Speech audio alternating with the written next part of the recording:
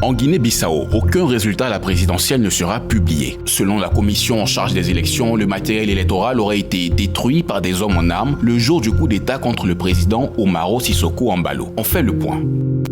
C'est lors d'une conférence de presse ce mardi que la commission électorale a justifié l'impossibilité, selon elle, de désigner un vainqueur à la présidentielle bissau-guinéenne du 23 novembre. Dans sa déclaration, elle affirme que les conditions logistiques et matérielles ne sont pas réunies pour conclure le processus électoral et proclamer les résultats, car tout le matériel électoral a été détruit et il n'y a aucun procès verbal des élections. Lundi, la même commission a rencontré une délégation de la CEDEAO qui a demandé si les conditions étaient réunies pour poursuivre le processus électoral et publier des résultats.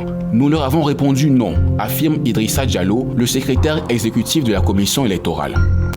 Le 26 novembre, à la veille de la proclamation des résultats des élections présidentielles et législatives, des coups de feu crépitent autour de la commission électorale et du palais présidentiel. Le président Umaro Sissoco Embaló contacte alors en personne certains médias. Il serait en train d'être renversé par un coup d'État. Quelques heures après, le général Horta Oumtam se présente en uniforme à la télévision nationale, entouré d'officiers. C'est lui le nouvel homme fort de Guinée-Bissau. Un haut commandement militaire pour la restauration de l'ordre annonce prendre le pouvoir pour 1 an. Le président Umaro Sissoco Embaló est exfiltré vers le Sénégal puis le Congo-Brazzaville. Idrissa Diallo, secrétaire de la commission électorale, a raconté ce jour de coup d'État dans les locaux de la commission.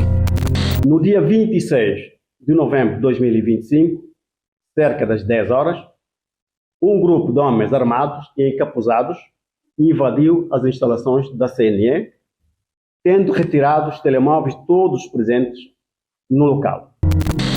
Idrissa Diallo affirme aussi que ces hommes armés ont détruit tous les procès-verbaux. Le serveur principal a été détruit. Les procès-verbaux de grandes régions du nord du pays, Owayo et Kacheux, en cours de transfert dans la capitale, ont été interceptés et confisqués par d'autres militaires. Depuis le coup d'État, le haut commandement militaire pour la restauration de l'ordre a nommé un gouvernement essentiellement composé de civils, avec pour objectif restaurer l'ordre et stabiliser les institutions en vue d'un retour à un fonctionnement constitutionnel normal.